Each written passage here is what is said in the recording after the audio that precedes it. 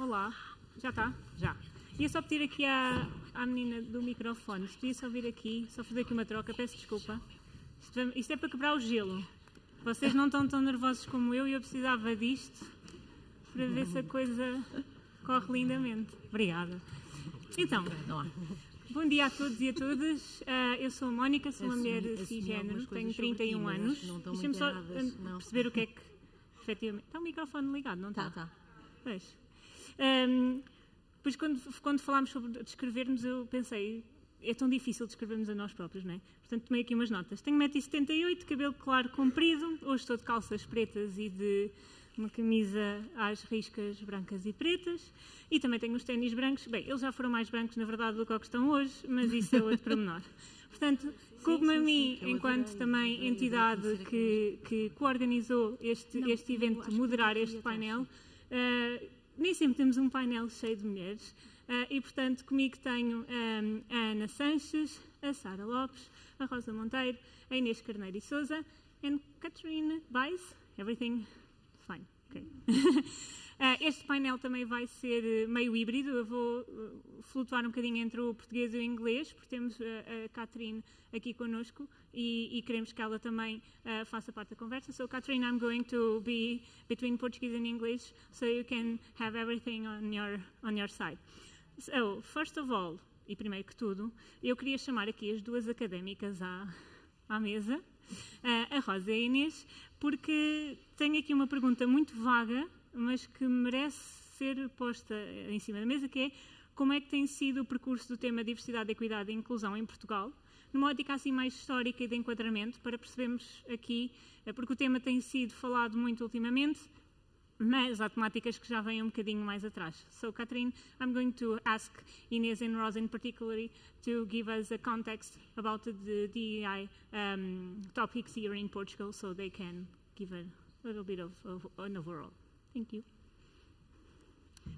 No. I'm not used to this. Como quiserem. Começo eu, então. Muito bom dia a todas e a todos. Sou Rosa Monteiro, mulher cis, muito inquieta depois de estar aqui esta bela manhã a ouvir intervenções tão fantásticas, tão empáticas. Não obstante essa inquietação, deva também ser sublinhada para dizer que sim, é possível responsabilizarmos-nos pelas desigualdades sociais, pela injustiça social e sim, também a partir do meu lugar de fala, evidentemente, é possível fazer para melhorarmos e não responsabilizarmos ou tomarmos como uma fatalidade precisamente os vários fatores de discriminação que foram aqui mostrados naquele vídeo, que é no fundo uma caminhada do privilégio que temos de usar muito nas nossas organizações e nas nossas vidas.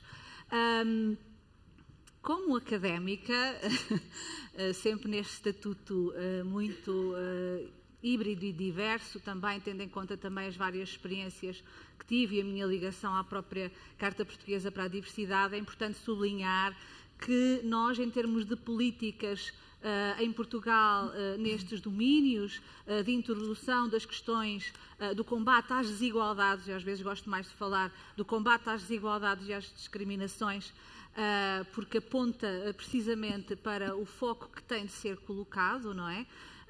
Nós temos um histórico de algumas boas práticas, por exemplo, em matéria de legislação e de algum trabalho também que convocou empresas e organizações de trabalho a envolverem-se ativamente numa transformação das suas próprias práticas internas, para além daquilo que eram já as práticas de responsabilidade social.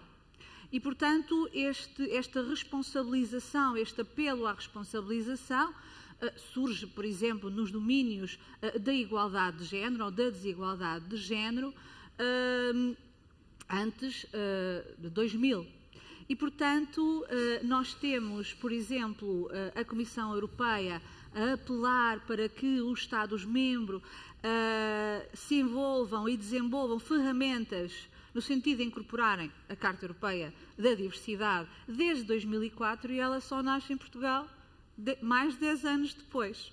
2016. Podemos pensar, mas aí...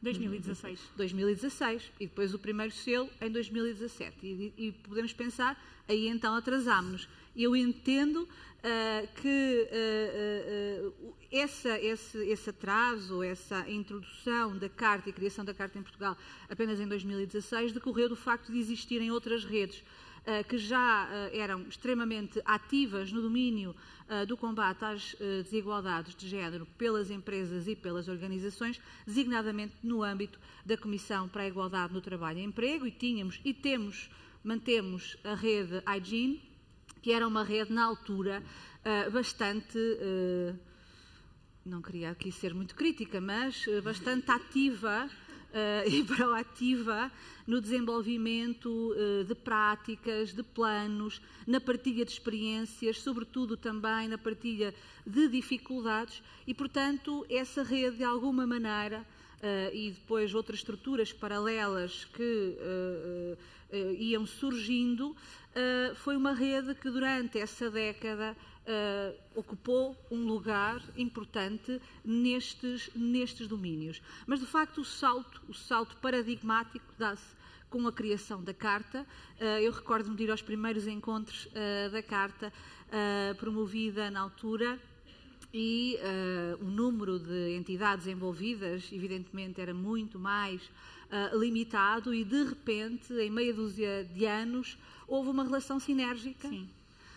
E essa relação sinérgica não aconteceu por acaso, nem porque, enfim, estes temas eram dados adquiridos, muito pelo contrário. E eu gostaria aqui de sublinhar que numa sociedade como a portuguesa, e como outras, mas numa sociedade como a portuguesa, o reconhecimento das desigualdades e das discriminações não é de todo um dado adquirido. Ele tem de ser feito com competência, com profissionalismo, com vozes políticas, com orientações normativas que criem plataformas de ação, para depois sim a sociedade se organizar e se mobilizar nesse conjunto de valores e de objetivos. Ao contrário de pessoas que aqui falaram, eu levei estes temas, por exemplo, à Comissão Permanente de Concertação Social. Fizemos o primeiro grupo de trabalho para desenvolver um plano efetivo nos domínios da conciliação do work-life balance.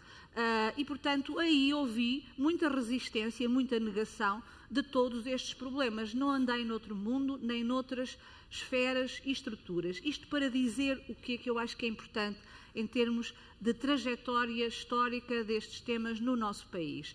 É fundamental haver liderança das organizações, das plataformas e liderança política nestes processos, porque esta intervenção e estes 2 dias que estamos aqui a fazer são de reflexão política, como se vê e como aqui já ficou sublinhado. Aliás, é tão político que ninguém fica indiferente à caminhada do privilégio que aqui foi mostrada. Portanto, isto leva-nos, efetivamente, a termos de pensar e a ação. Mas, como eu dizia, a partir de 2016 também, na sequência e em estreita articulação com um conjunto de programas, de planos que foram criados, nomeadamente em 2016, foi lançada a Agenda para a Igualdade no mercado de trabalho e nas empresas, que tinha 5 eixos estratégicos, e que esses 5 eixos estratégicos deram origem à legislação e a planos, a programas e a redes de empresas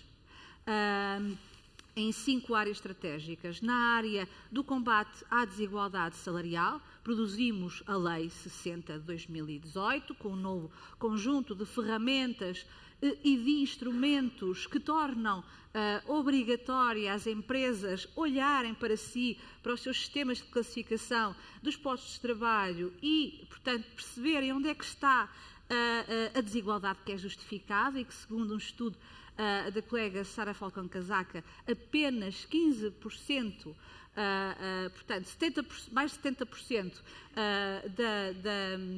da desigualdade salarial não é explicada por fatores objetivos. Portanto, temos aqui um gravíssimo problema para discutir, sim, também em sede de concertação social, parece-me.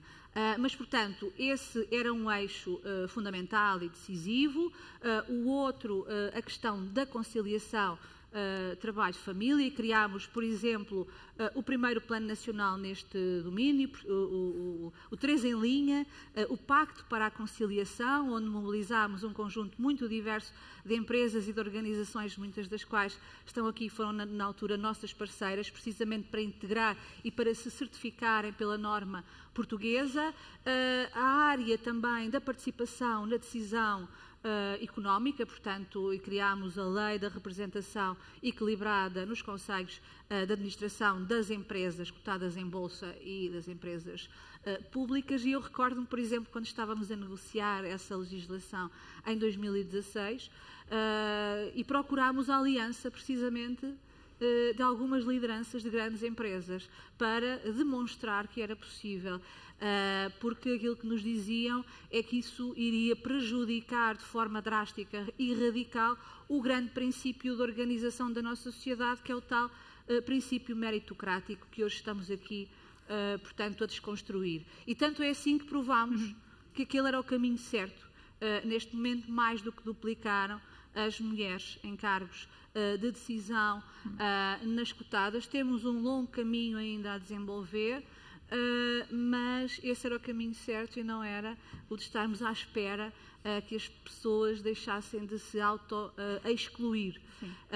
E, portanto, isto para sublinhar que a partir dessa agenda, essa agenda alavancou também, e nós utilizámos muito a própria dinâmica da Carta Portuguesa para a Diversidade e de outro conjunto de redes que, e na minha posição, legitimava muito aquilo que eram as minhas posições de defesa e de promoção das questões, portanto, do combate aos vários tipos de desigualdade. E, portanto, esta evolução para hoje termos 500 entidades ou mais 500 que aderem à Carta é muito sintomática destas redes. Criámos e foi criado o Pacto contra a Violência numa outra área onde também ninguém tinha nunca abordado as questões de levar as empresas a desenvolverem ações internas, não é a tal lógica do marketing social ou da responsabilidade social, são ações internas. E, portanto, penso que tudo isso e esse conjunto de dinâmicas criaram a plataforma social, corporativa, política, para que as empresas e as organizações que se foram envolvendo nas questões da diversidade, obviamente atendendo também aqui à pressão internacional decorrente dos Objetivos de Desenvolvimento Sustentável, mas foi aqui um momento muito positivo, de avanço muito rápido para estas temáticas. Obrigada, Rosa. Inês, conta-nos um bocadinho daquilo que tu tens perspectivado no passado. E se me deixares... Força. Se me deixares, se calhar faço já a ligação à pergunta seguinte. Então, Inês, 34... Aqui está. Já está? É porque ele faz feedback no teu. Vamos tentar, não está? Aqui diz que está. Então, eu peço aqui a uma das meninas do microfone se podem só descer aqui com o microfone e improvisamos aqui rápido e depois, quando for preciso, vocês ajudam, não é? Nesta parte do improviso. Tenta outra vez agora. Aqui sim. Não, o meu sim. O meu não sei. É, não há problema. Agora está vermelho. Já está. Não se ouve? Ah, não. Só porque eu falo alto. Isto é uma pessoa que está habituada a dar aulas e às vezes tem que se fazer ouvir. Desculpem lá as câmaras. Já Agora sim. Muito bem, então, Inês, 34 anos, eu sou uma mulher cisgênero branca e eu digo a minha idade porque eu acho que também posso representar um grupo etário específico aqui Podes, no palco. sim. Okay. Muito bem. Obrigada pelo convite. Eu estou aqui em representação de um grupo de investigadoras do ISCTE, a Sara, que está aqui sentada à frente também, a Miriam e a Joana, que estão desde a origem da Carta. Neste grupo, aliás, o ISCTE foi o primeiro parceiro académico da Carta da Diversidade, e eu queria também falar um bocadinho desse ter sido o nosso percurso, portanto, começando aqui onde a Rosa acabou da Carta, o que é que tem sido feito. Com a Carta, nós assistimos à criação de um conjunto alargado de grupos de trabalho com várias temáticas e nós integrávamos um relacionado com a educação e outro relacionado com as práticas, onde nos cruzávamos muito com as empresas.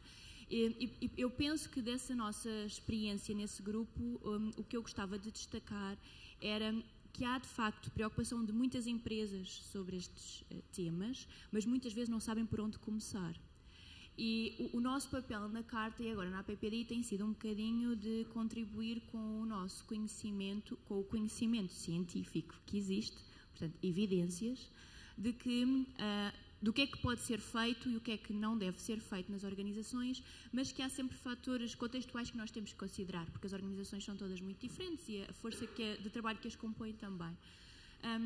Portanto, essa tem sido a nossa grande preocupação, do ponto de vista da investigação, tem sido contribuir para construir pontos e manter pontos entre a academia e as empresas. Eu digo empresas, na verdade estamos a falar de organizações em geral, não só empresas com fins lucrativos, mas também sem fins lucrativos, que muitas vezes não têm os recursos para o fazer e, portanto, essa tem sido o nosso grande ponto de partida. Nós temos também orientado muitas teses de mestrado e algumas de doutoramento sobre estes temas. Algumas até acabamos por colaborar bastante com a APPDI, porque até temos alguns alunos a estagiar na APPDI, mas temos de facto assistido a esta preocupação também da parte da comunidade estudantil com estes temas. E quando nós falamos de diversidade, estamos a falar de diversidade no geral, das diversidades, como nós costumamos dizer, não é? Embora a minha área principal de investigação seja diversidade etária, nós, quando recebemos alunos, eles têm e trazem diversos interesses. E esses interesses são muito moldados pelas experiências de vida que eles têm. E isso é inegável. E, portanto, eu acho que quando as empresas, as pessoas que aqui estão hoje e que representam empresas, pensam, se calhar nós não temos um problema com esta diversidade, deixem-me chamar-lhe assim, embora não sejam os termos técnicos, podem ter com outros. E o que nos falta, a maior parte das vezes, são diagnósticos. E esse também foi um dos nossos grandes contributos no início da Carta, foi desenvolver ferramentas de diagnóstico que ajudem as empresas a identificar onde é que estão os principais pontos a melhorar. Portanto, esse foi sem dúvida um grande contributo e depois a parte da monitorização, não é? E isto foi um trabalho muito importante no início da Carta e que agora continuamos a desenvolver no grupo de trabalho do conhecimento científico. Portanto, se precisarem de um aporte mais científico, existe um grupo de trabalho na APPDI que se chama Conhecimento Científico e trabalha exatamente com isto. Nós estamos disponíveis para vos ajudar a fazer estes diagnósticos e propostas, recomendações de medidas, que às vezes também é importante. E já falando um bocadinho no segundo tema, o que é que têm sido as principais preocupações ou interesses dos estudantes? Depende muito daquilo que nós estamos a falar. Nós no ISCTE temos algumas cadeiras optativas sobre diversidade, uma delas os alunos podem escolher independentemente do nível de ensino e outras só apenas ao nível do mestrado. Mas nas cadeiras que nós temos obrigatórias, por exemplo, eu leciono uma sobre gestão de recursos humanos, nós falamos sobre a diversidade. Se calhar não com a profundidade que desejaríamos, mas pelo menos colocamos à discussão dos alunos esse tema. E, de facto, as preocupações são muito diferentes, porque, como nós já vimos hoje aqui, os pontos de partida destas pessoas também são muito diferentes. O que se tem notado de uma forma muito interessante nos últimos tempos é que há uma grande preocupação com as questões da interseccionalidade. Nós já não falamos só da diversidade de género, ou da diversidade etária, ou da diversidade étnica. Na psicologia nós não usamos a palavra racial, diversidade étnica, mas como é que ser todas estas características em interação explica ou ajuda a explicar aquilo que as pessoas desejam, aquilo que as pessoas precisam, etc., nas organizações. E, portanto, esta também tem vindo a ser uma preocupação com os alunos. Nós temos procurado muitas vezes para discutir estes temas e para fazer teses sobre estes temas. E, de facto, nota-se que há uma maior sensibilidade para o tema na comunidade, nota-se que há uma maior sensibilidade para o tema entre os investigadores, porque mesmo noutros temas de investigação já são consideradas algumas destas variáveis. O que eu acho que ainda falta, e nós esperamos contribuir mais ainda para isso, é melhores pontes, como eu dizia há pouco, entre a academia e as organizações. Deste lado, nós estamos disponíveis para ajudar com aquilo que nós sabemos as organizações a pensar sobre as suas realidades. Obrigada, Inês. Eu costumo falar na APPDI como uma ponte, exatamente, entre todo o tipo de organizações que vocês possam imaginar. Nós, inclusivamente, enquanto signatários da Carta Portuguesa para a Diversidade, temos incluindo uma embaixada. Portanto, nós aceitamos todas as organizações que se comprometem efetivamente com a diversidade, equidade e inclusão. Trazendo as outras pessoas todas aqui do painel para a conversa, and starting in English, and we can start with Catherine. She is the Head of Strategy, Innovation and Sustainability of Grupo AGEAS Portugal. And if you had to choose one or two topics that are like mandatory for you in Grupo AGEAS Portugal to work with, which were the topics that you were going to choose? Thank you. Good morning. I'm Catherine. I'm from Belgium. I'm a white woman. I have blondish, brownish hair just above the shoulder. And one thing that marks me the most, I think, is that I have very blue eyes. Yes, very blue. I'm for some time in Portugal. It's good living here, but my roots are in Belgium. Thank you so much for bringing this topic into the conversation. Thank you so much for partnering with us. It's a topic that's high on our strategic agenda. It's one of the 3 long-term ambitions that we have in our strategy of sustainability to foster inclusion, and the topics that we chose to work the first, because the spectrum is broad, is gender and people with disabilities. We have done our journey, and like for everybody, it will continue to be a journey, whether you're a company, an organization, a city, a country, a place in the world. We have heard that here just up to now, that it's very dependent on where you live, what's your context, what's the political scene, what's the cultural scene, etc. Like being a woman in Congo, in the Republic of Congo, has a totally different context than being one in Sweden or in the United States. I heard from Claudia, being a woman in Cascais and Parede can be a different thing than one in Mervão or Porto Alegre. The opportunities are different. But so we have chosen gender and people with disabilities. We have to move on, so also making the bridge to war, we have worked and will continue to work, because we're far from where my team is dreaming us and hoping us to be, but we're facing the hard topics of places of privilege and injustice, etc. But I believe that what can be next is moving beyond the gender binary, and is moving to include more disabilities. And when we look at people with disabilities, let's not just think about what comes to mind first. The spectrum is broad, and we should include these people as well. Thank you so much, Catherine.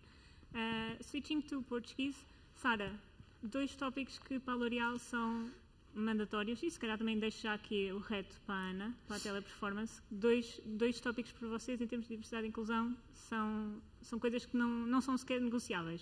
Muito bem. Então, primeiro começando por me descrever, sou a Sara, 47 anos, mais 10 do que a Inês. Sou mulher, cisgénero, tenho cabelo castanho, com coloração, L'Oréal. Não é a minha cor original de cabelo. E estou super feliz de poder contribuir e partilhar com toda a humildade aquilo que fazemos bem e aquilo que fazemos menos bem. 2 mandatórios. Bom, eu tenho a sorte de trabalhar num grupo multinacional que já trabalha a diversidade há muitos e muitos anos e que tem uma estratégia mundial e que nós podemos adaptar localmente em função daquilo que são as nossas prioridades. Há quatro temas que a L'Oréal trabalha. Um primeiro, o tema de género e inclusão de pessoas do grupo LGBTQIA+. Um segundo, de idade e gerações, que também trabalhamos na L'Oréal. Um terceiro, bom, estou a dizer terceiro, não por uma ordem de importância, o tema de origens socioeconómicas e étnicas, que também é trabalhado. E um quarto, pessoas com deficiência, que mais recentemente alargámos um pouco o espectro para a saúde física, mental e social. E, portanto, não apenas olhar para as deficiências, pessoas com deficiência, mas um espectro mais alargado de saúde física, mental e social. Destes dois, se tu me perguntares, em Portugal, em particular, o que é que nós estamos focados em prioridade, apesar de termos ações que tocamos nos 4, em prioridade o tema de idade e gerações, tendo em conta a pirâmide invertida como temos atualmente e, portanto, preocupa-nos como é que nós podemos integrar, nós temos cerca de 25% da nossa força de trabalho são pessoas com mais de 50 anos, portanto, a inclusão, ela existe, mas como é que nós podemos, efetivamente, preparar o futuro também com esta evolução da sociedade? E o outro tema tem a ver com as pessoas com deficiência, saúde física, mental e social. E aqui, em particular, falando um pouco também de saúde mental, Portugal como um dos países com maior taxa de ansiedade na Europa, com temas, ou seja, que não é um tema das empresas, é um tema da sociedade. E um tema de burnout em camadas muito jovens também. Exatamente. E, portanto, que nós temos a obrigação de fazer um bom diagnóstico, fazer um plano de ação, um follow-up e, portanto, essas duas, se me perguntares, são as prioridades. Obrigada. Ana, e agora? Conta-nos. Então, isto funciona. É para cima. Isto? É. Não, ainda não. Agora sim. Então, começando por me apresentar, Ana Sanches, mulher branca, cisgênero, pronomes ela, dela, tenho 38 anos e uma estatura média, tenho o cabelo pelos ombros, também pintado porque os brancos já começam a aparecer. Estou com um casaco azul forte porque essa é a cor que me traz energia e eu queria mesmo vir com muita energia para esta conversa, apesar de ser possível que me ouçam a tossir porque tenho 2 crianças pequenas e, portanto, com crianças pequenas já sabemos que há vírus em casa, semana sim, semana não. Se alguém me conseguir trazer uma garrafa de água, eu agradecia muito. As garrafas estão ali à espera. Provavelmente daqui as colegas trazem-nos a 2 minutos vou precisar dela. Muito feliz de fazer parte deste caminho da APPDI, que vi nascer num pequeno grupo de trabalho há mais de 8 anos atrás. Muito feliz de estar aqui de novo no ISCTE também, que na altura foi o primeiro espaço que nos acolheu e que nos recebeu para começarmos este caminho todo de reflexão. Vai ser difícil escolher 2, até porque na Teleperformance nós temos 4 pilares e eu gostava muito rapidamente de vos falar deles, mas há uma coisa, já é a 3ª empresa na qual eu trabalho o tema da diversidade e inclusão, e há uma coisa que é comum a todas elas. Há muitas coisas diferentes e eu acho que o trabalho da diversidade e inclusão também é esse. Cada empresa, cada organização, o seu contexto, a sua realidade e, portanto, as suas práticas também podem ser diferentes, mas há uma coisa comum: a intencionalidade e a vontade de mudar e de progredir. E, portanto, essa intencionalidade tem que fazer parte da agenda estratégica das organizações se elas quiserem realmente investir neste tema. No caso da Teleperformance, nós temos a nossa política e a nossa estratégia de diversidade, equidade e inclusão fundamentada em 4 grandes princípios. O princípio da liderança, onde sabemos que a representatividade é chave e, portanto, nós vermos, e desculpem, vou usar alguns inglesismos, mas role models, vermos exemplos, não é, de pessoas que se parecem connosco a fazer cargos de liderança, faz diferença na maneira como as gerações, como as outras pessoas que estão a entrar na organização veem a possibilidade de progredir. Obrigada. A parte relacionada com a mudança de sistemas, de processos. Eu confesso que a mim também me fez alguma comichão ouvir a palavra autoexclusão há bocado. As pessoas auto-excluírem-se, porque na verdade nós tendemos a achar que isto é um tema de fixe, não é? Vamos lá trabalhar com a pessoa que tem pouca confiança, que não conseguiu chegar lá e não trabalhamos a parte das organizações onde os processos é que precisam de ser adaptados, os processos é que têm que ser revistos para de facto conseguirmos excluir muito menos pessoas nesse caminho. Depois também trabalhamos a parte da cultura e aqui obviamente tem a ver com refletirmos, não é? Com tomarmos consciência, com percebermos melhor, com pormos-nos no lugar dos outros, e esse lugar é tão mais importante quanto mais privilegiados nós formos e percebermos essa realidade. E finalmente a parte do impacto social, porque nenhuma empresa é uma ilha, não é? Nenhuma pessoa é uma ilha e nenhuma empresa é uma ilha, e portanto o trabalho que fazemos com as comunidades faz também toda a diferença no papel que nós podemos ter na sociedade. Destacando 2 coisas importantes. Uma das coisas que fizemos na TP há uns anos atrás e que foi fundamental para nós começarmos este trabalho de consciência e de intencionalidade foi, e vamos falar inclusivamente um bocadinho disso à tarde, um diagnóstico de competências inclusivas em lideranças. Portanto, perceber como é que eram as nossas lideranças do ponto de vista de inclusão. E isso mostrou-nos uma coisa interessante, que nós temos muitos perfis diferentes, pessoas que já são o que nós chamamos advocates, já estão lá, já percebem, já tomaram consciência, leram muito, compreendem e são pessoas vocais, têm a coragem de serem vocais, mas também temos pessoas com perfis que estão a tentar perceber melhor como é que se, não é? Como é que se gera, como é que se podem movimentar neste processo de consciência e às vezes têm medo de falhar. Eu acho que é importante nós também falarmos sobre isto, não é? O medo que, quando ganhamos consciência, temos de não sermos perfeitos nesse caminho de consciência. E as pessoas que ainda estão longe, não é, dessa consciência e, portanto, para cada um destes perfis há necessariamente uma forma diferente de trabalhar com eles. E esse foi um caminho que fizemos de, no fundo, inclusive leadership, não é? Liderança inclusiva, que não é nada mais do que ter inteligência cultural, ter curiosidade, compreender, não é, que temos pessoas diferentes nas nossas equipas, às vezes coisas básicas, como quando fazemos um exercício de criatividade e dizemos, então vá, quem é que quer dar a sua ideia? E quem vai logo dar a ideia é a pessoa extrovertida que não se importa de falar, mas a pessoa mais introvertida que não quer falar preferia escrever. Percebermos que há formas de criarmos esses momentos de inclusão dentro das nossas equipas, até bastante simples. E, portanto, o tema da liderança inclusiva. E, para finalizar, o tema de olharmos para dados, de olharmos para números, de percebermos onde é que estamos a ver o pipeline a desaparecer porque não há opções, não há mulheres no pipeline para a função seguinte. O pedirmos às nossas pessoas, e nós temos um censo dentro da TP, onde as pessoas podem partilhar mais sobre si anonimamente, e sabermos, por exemplo, na teleperformance, 30% das nossas pessoas não se identificam com a narrativa heteronormativa. Há pessoas que vêm trabalhar connosco porque não podem ser quem elas são no seu país de origem. Há pessoas que vêm ter connosco por isto. Portanto, nós compreendermos o público que temos, as pessoas que temos connosco e o impacto que nós podemos ter na vida delas é fundamental. E isso consegue-se também olhando para os números, para o que está por trás nas nossas pessoas, mas constitui a nossa organização. E, portanto, convidava-vos, não é? Se estão a fazer esse caminho, a pensarem nestas duas possíveis abordagens também e a terem a APPDI como parceiro, porque, de facto, é uma oportunidade imensa termos tantos recursos disponíveis para as organizações que se juntam a este trabalho. Não sou eu que digo, são elas. Eu também recomendo a APPDI, mas eu sou bias aqui. Em relação aos dados, fiquem para a sessão da tarde, porque vamos efetivamente também falar um bocadinho sobre isso, portanto, deixar aqui o reto.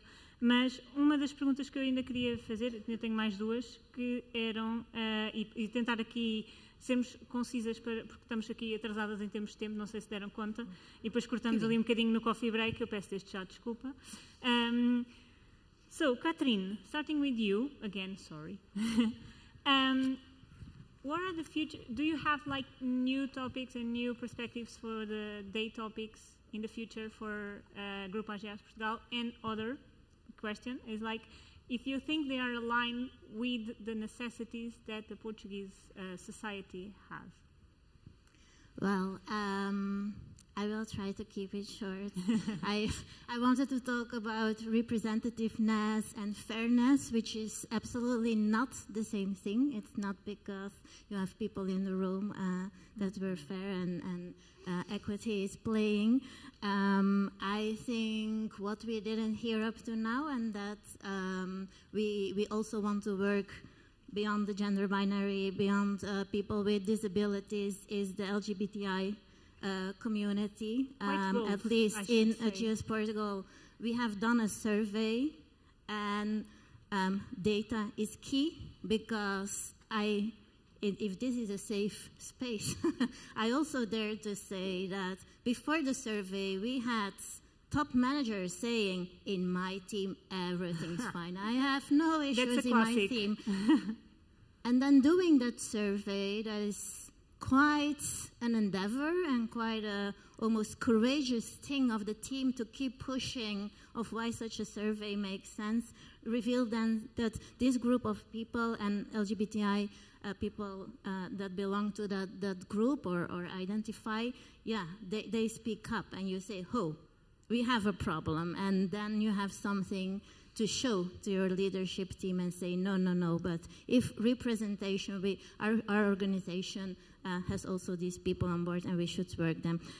More than that, the moving to ethnicity and racial diversity, and last but not least, I believe both in business, and maybe that serves as a little bit for this topic, the aging population in Portugal and having this multi-generational spectrum in your workforce. You like to talk that don't forget the people of the 30s. In my team, I have people of the 20s that challenge me every day, and they should, up to the people, all these generations. How do you work that? How do you work that in a society that's a very aging population like Portugal is one? So this would be my short answer. And do you think they are aligned with the necessities that we have in the country? I believe so. So you're being bold regarding LGBTI+, and going outside the binary spectrum. I believe so. Yes, absolutely. And this multi-generational diversity, racial diversity, we've heard it in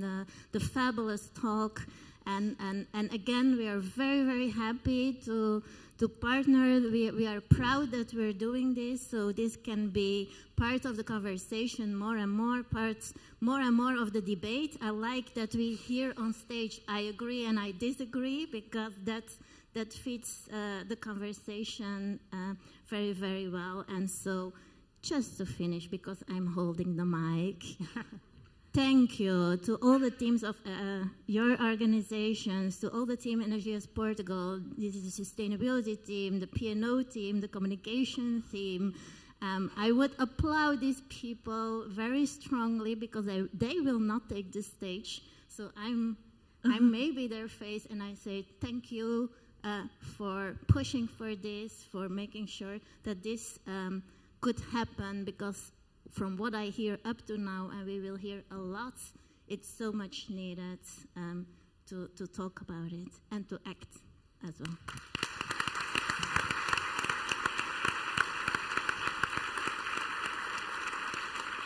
On behalf of APPDI team and also GAP team, the Grupo AGEAs Portugal, thank you. We saved the spot for us because we worked a lot, so we are going to close the event tomorrow. So stay for our 5 minutes panel to clap for us if you want.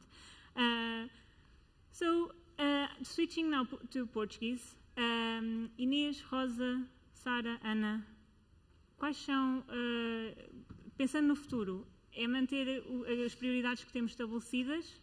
Ponto número 1, sim ou não, e porquê, não é? E, que é para me ajudarem aqui.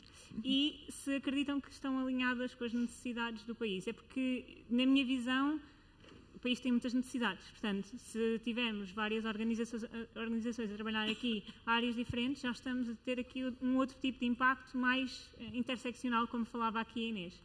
Quem é que quer começar? Posso começar? No seguimento do que a Catherine estava a dizer, ferramentas de diagnóstico surveys, portanto dados, e em relação a isso, para mim, 2 aspectos importantes, e se calhar respondo ao que tu estás agora a perguntar. As organizações têm características muito diferentes e atuam em setores muito diferentes, e isso tem que ser considerado quando nós definimos o que é importante para nós para o futuro, não é? E às vezes nós esquecemos isto e nós lemos sobre boas práticas noutras empresas que depois não fazem sentido para as nossas empresas, não é? Portanto, nós precisamos de partir dos dados e precisamos de considerar as características das nossas organizações para podermos implementar medidas que façam sentido. E também dizer nessa lógica que nós não devemos implementar medidas que sejam gerais sem considerar as diferenças individuais, muitas delas vêm da interseccionalidade, outras de outras questões, não é? Nós não falámos aqui, por exemplo, quer dizer, a Ana falou, eu também tenho um filho pequeno e isso para mim é uma característica de diversidade neste momento, porque quando ele fica doente sou eu que fico em casa. E portanto, às vezes nós esquecemos outras características individuais que se calhar não fazem parte da nossa ideia geral de diversidade, mas que são importantes.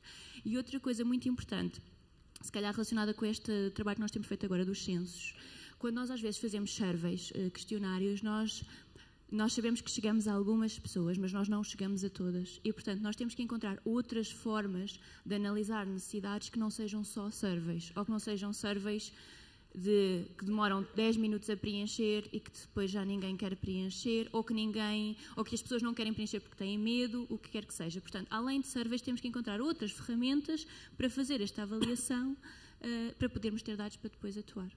Obrigada, Inês. Rosa.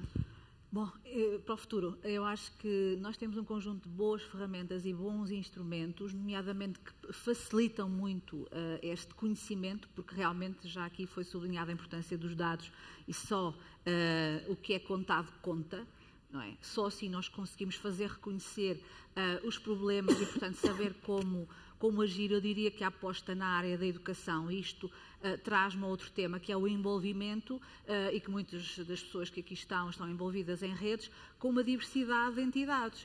Envolvimento dos municípios, envolvimento das organizações da sociedade civil, que podem levar informação valiosíssima e como se dizia aqui há pouco a Cláudia, é fundamental levar conhecimento rigoroso e muitas vezes na primeira pessoa daquilo que são as necessidades e as particularidades de grupos com características específicas.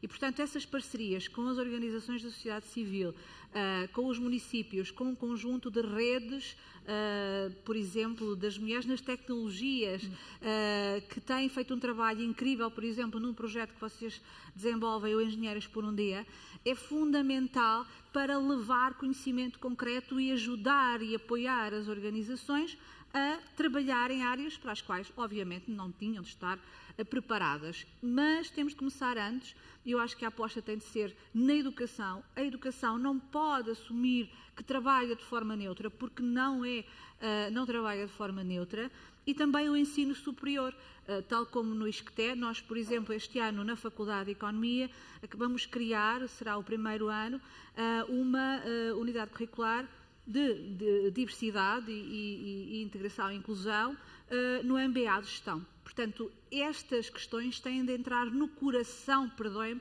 a expressão, da formação e de futuros e de atuais profissionais que operam no setor, no sentido também de desconstruir um conjunto de equívocos, porque o grande problema aqui, assim, não é não existirem. Claro que também não temos muitos dados, mas os dados que existem também não são utilizados.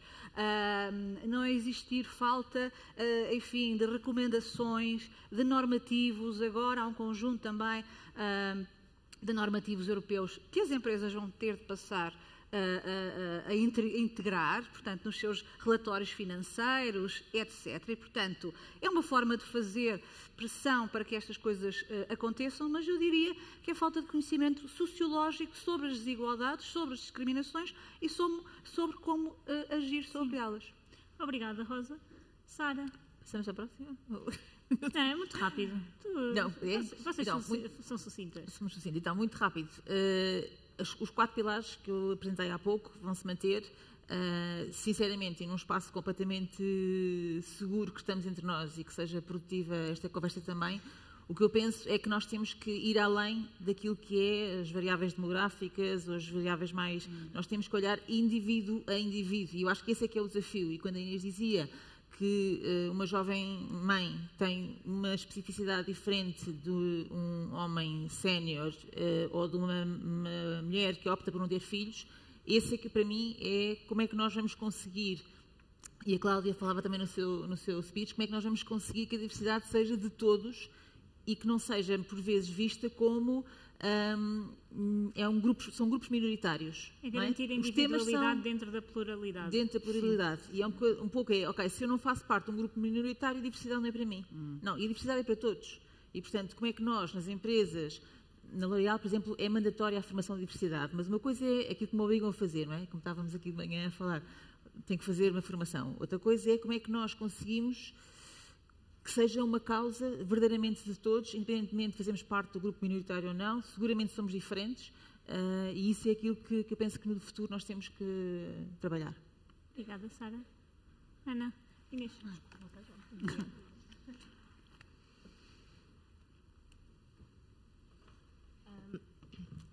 Estava aqui a pensar um bocadinho nas respostas dadas até então e corroboro todas elas.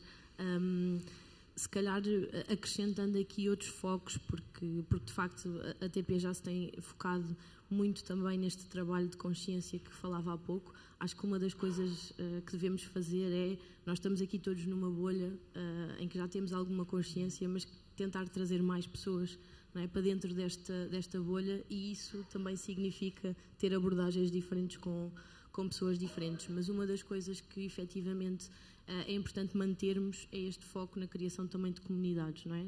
Muitas empresas avançam pelo caminho dos ERGs, nós fizemos esse caminho também. Não é um caminho perfeito, é um caminho com muitas coisas, muitos desafios, muitas coisas que podem melhorar, mas de facto permite dar voz a pessoas dentro da empresa que tendencialmente não teriam essa voz para partilharem o que é que pode ser diferente, o que é que pode ser mudado, e vai em linha com aquilo que é a nossa diversidade da empresa. No caso da TP, somos 130 nacionalidades, temos 38 línguas dentro da empresa e, portanto, nós costumamos dizer que somos uma pequena torre de Babel, não é? E essa torre de Babel significa ter muita, lá está mais uma vez, inteligência cultural, de compreender que para umas culturas determinado ponto é bem assente, está bem definido e não significa ou significa um desrespeito, e para outras não. Portanto, esta noção de navegar pela inteligência cultural é muito importante e muitas vezes estas comunidades ajudam-nos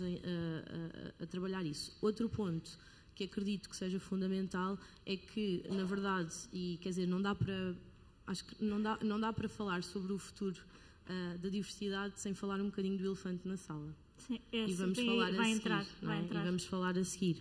Mas a verdade é que com esse backlash e com o que tem sido, não é, veiculado, associado muito ao trabalho que é feito na diversidade e inclusão, é cada vez mais fundamental e importante mantermos as nossas pessoas psicologicamente seguras, elas terem um espaço para dizerem, para sentirem que pertencem e para partilharem como é que se sentem, e isso passa por investirmos também no bem-estar delas, por investirmos em programas de assistência de bem-estar. Pode não parecer uma coisa típica de diversidade e inclusão, mas a verdade é que ajuda muito a que as pessoas depois façam o seu próprio caminho e consigam ser mais vocais ou consigam partilhar connosco como é que se sentem e porque é que se sentem assim. Portanto, eu diria que isso também vai em linha com o que o país precisa. Acho que precisamos todos de olhar para a nossa saúde mental e o trabalho das áreas de diversidade também corrobora e também ajuda a que isso aconteça. So, identifying the white elephant in the room, the USA elections, the outcome of the US elections, the composition of the Portuguese Assembly, you know, I don't need to name everything.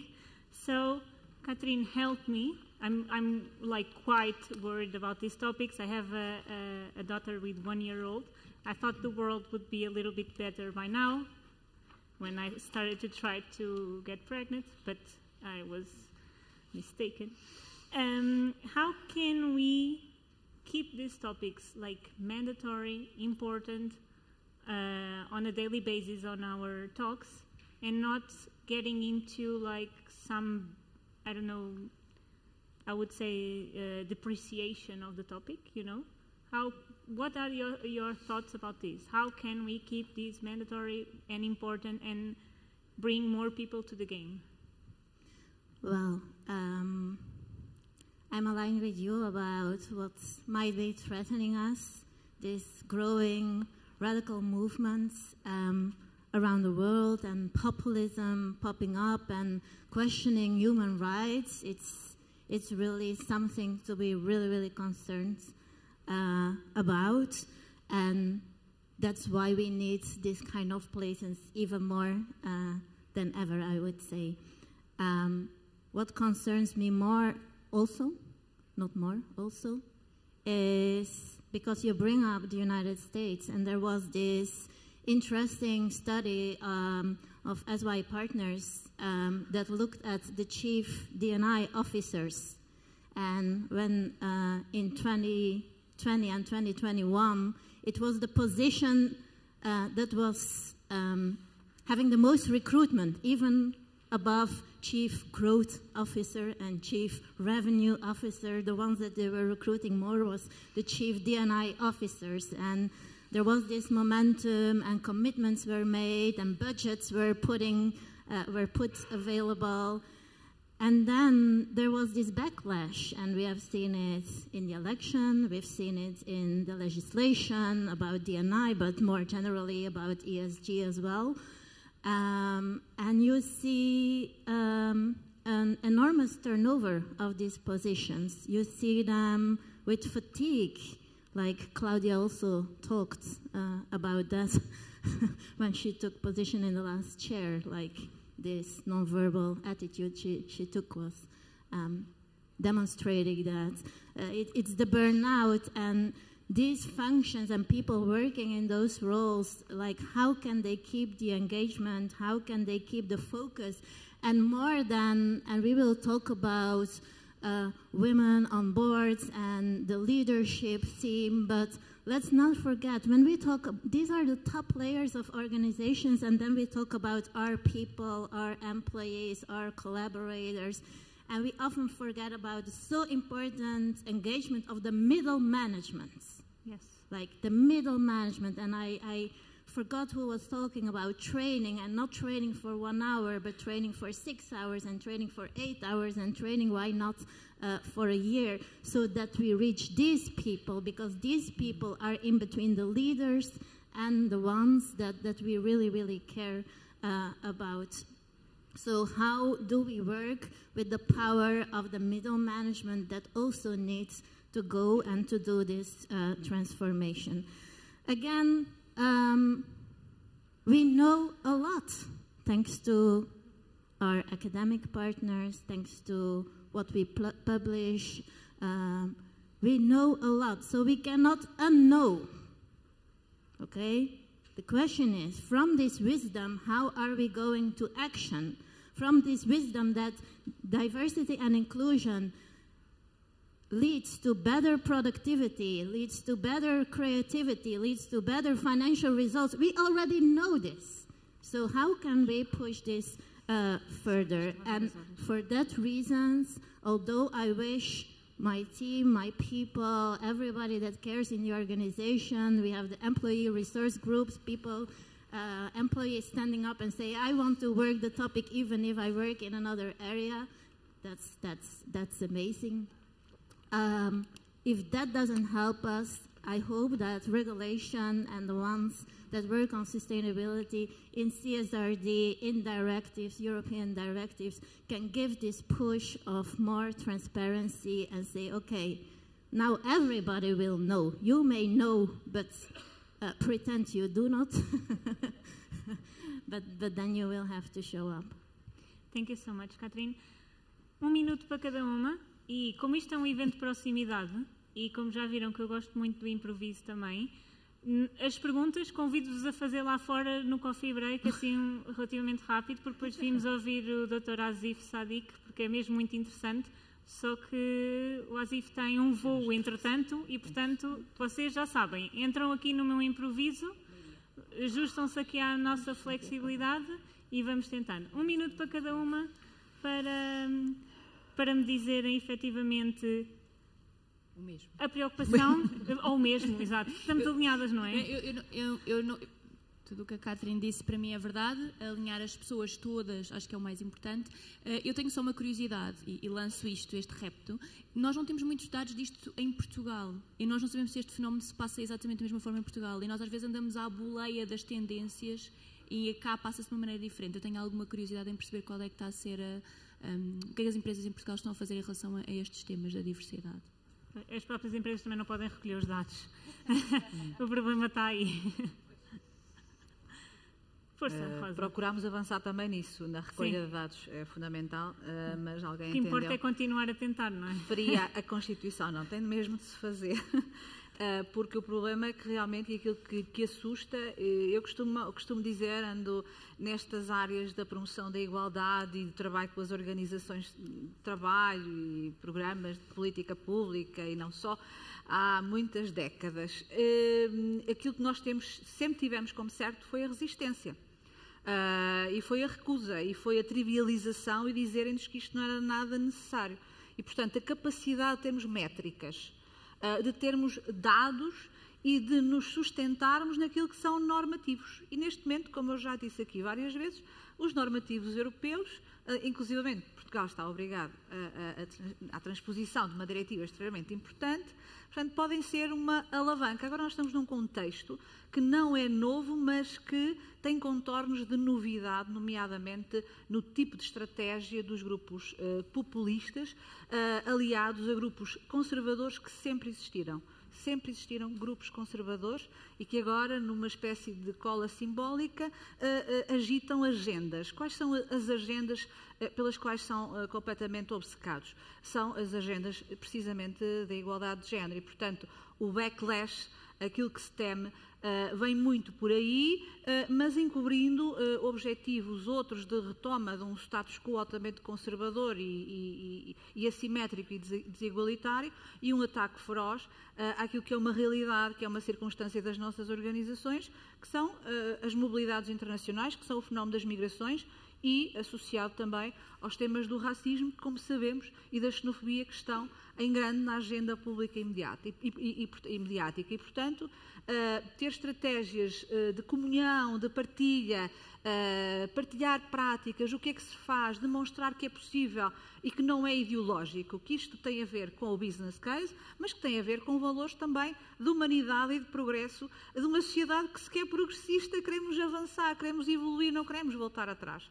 E, portanto, é aqui um conjunto, ou são aqui um conjunto de fatores que têm de ser mais estruturantes do que meramente celebrar dias portanto, apostar nessas estratégias mais pontuais. E esse é o problema, nós temos de dar o salto e avançar para um grau mais robusto de profissionalização destes temas. Obrigada, Rosa. Sara? Então, E Ana? muito rapidamente, e para terminar, e para ser consistente com aquilo que eu tenho vindo a dizer, que a diversidade é de todos, é ouvirmos todos e é começar também no topo. E corroboro completamente o tema de diversidade, é um tema que tem que estar na agenda e na agenda estratégica. Quando está na frame estratégica de uma organização, quando o CEO, na sua análise de objetivos, também tem objetivos de manter uma empresa, e aqui falando, pronto, mais na parte corporativa, a empresa diversa e inclusiva, tudo parece que flui muito mais rapidamente. Eu posso-vos dizer que na L'Oréal, em Portugal, nós não temos ninguém específico de trabalho de diversidade, não temos uma equipa que trabalha a diversidade, somos todos, temos as nossas funções, eu sou a DRH de Portugal, mas há pessoas que trabalham, que são diretores-gerais de marcas, e acreditamos que é um modelo que funciona, ou seja, quando não isolamos a diversidade num grupo de pessoas, mas fazemos integrar em todas os departamentos. E temos a sorte também de termos marcas, não é? O Grupo L'Oréal tem mais de 30 marcas que também elas amplificam determinadas causas. Lembro-me de duas agora, L'Oréal Paris com a stand-up, em que, se quiserem ver, mas ajuda-nos, os meus filhos adolescentes, a fazer a formação, ajuda-nos a saber o que fazer quando somos vítimas ou testemunhas de assédio público, por exemplo, ou Yves Saint Laurent com Abuse is Not Love, em que trabalha temas de violência em parceiros íntimos também. Quando a diversidade, uma forma de nós mantermos viva, é que a diversidade não seja de um grupo de pessoas, diversidade, equidade e inclusão, não seja de um grupo de pessoas, mas que faça parte do nosso propósito, do nosso negócio, dos nossos objetivos, e isso ajuda-nos a manter a agenda viva. Obrigada, Sara. E agora a Ana? Pegando neste ponto da Sara, realmente parece-me que o backlash vai ter aqui um efeito, e há bocado falava ali com o Pedro, que vai falar convosco à tarde, vai ter um efeito talvez imediato nas empresas que usavam a diversidade e inclusão para fazer um tick da box. E elas existiam, de facto, e para essas talvez haja um retrocesso. Aquilo que me parece também, e se calhar sou um bocadinho mais otimista que tu, em relação aos meus filhos e à esperança de que eles venham para um mundo mais inclusivo, é que de facto já foi feito um caminho muito grande e há muitas empresas onde isto não é uma questão de tick the box, é uma questão de ADN, é uma questão de agenda estratégica e, portanto, faz de facto parte da maneira como elas se posicionam no mundo. E para essas isso vai se manter. Felizmente, acreditamos que para essas isto vai se manter. Também pegando no tema da educação que a Rosa falava há pouco, aquilo que vejo é que cada vez mais pais preocupados em partilhar com os filhos esse caminho de consciência cada vez mais cedo, mostrar-lhes que existem muitas cores de pele, mostrar-lhes que existem pessoas de todas, não é, muito diversas, que eles vão encontrar à frente, para isso não ser uma coisa que lhes seja estranha, e muitas vezes mostrar que é no olhar do adulto que está um olhar de crítica ou um olhar de olhar para o outro e diminuí-lo de alguma forma, e as crianças não têm essa visão.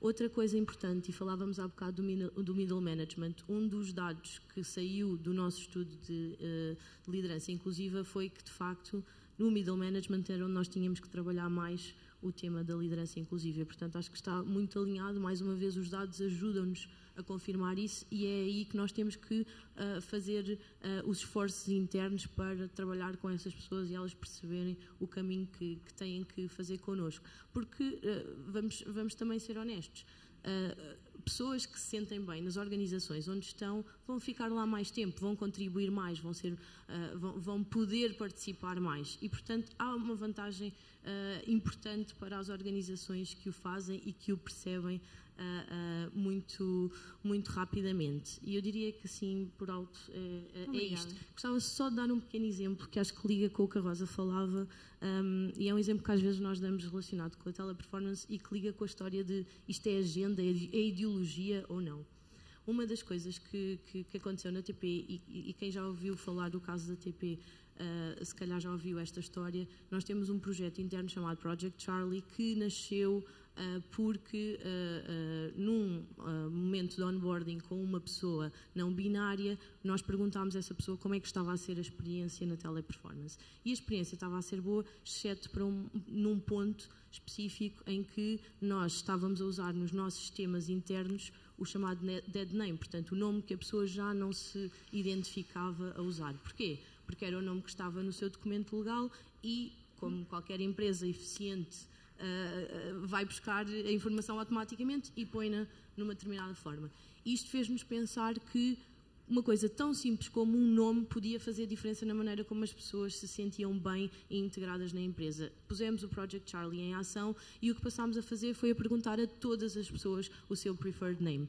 Isto começou com uma pessoa não binária, mas a verdade é que isto beneficia todas as pessoas que entram para a teleperformance. Ou porque se chamam Ana Margarida e não gostam do seu segundo nome. Eu também tenho esse problema. Sim. Os meus pais não foram muito felizes nessa escolha. Péssimo. Ou porque durante o seu caminho até já profissional separaram-se, já trabalhavam na TP, separaram-se, e aquilo cria um momento. São vítimas, tivemos casos, vítimas de violência doméstica que não queriam ver o seu último nome associado ao login. Já imaginaram o que é uma pessoa ver o nome de alguém que foi o seu agressor durante não sei quanto tempo e escrevê-lo todos os dias? Portanto, isto é um exemplo muito simples de uma coisa que, se calhar, não é, se isto fosse por questões de ideologia, nunca aconteceria, e se nós não tivéssemos a curiosidade de perguntar à pessoa como é que está a ser a tua experiência, porque a tua experiência vai ser diferente da pessoa do lado, não conseguiríamos implementar. E eu acho que os programas e o trabalho da área de diversidade passa por isto, por fazermos a diferença, e muitas vezes com a diferença de uma pessoa conseguimos fazer a diferença em muitas mais. Obrigada a todos e a todas. Thank you, Catarina. Obrigada, Inês, Sara, Rosa e Ana. Deixar só aqui uma nota. O coffee break será relativamente rápido. Eu deixo aqui também, se calhar, a Sara falar sobre isso. E vocês têm uma fitinha muito gira ao pescoço, que numa ótica de sustentabilidade, nós gostávamos que vocês no final do evento, seja hoje, seja amanhã, devolvessem na zona de check-in, se para vocês fizer sentido. Se quiserem levar, tudo bem. Mas é uma política que nós implementámos neste evento, portanto também não sei, acho que era o meu papel também não sair daqui sem dar esta nota. E obrigada, coffee break rápido. E agora, Sara, tudo teu.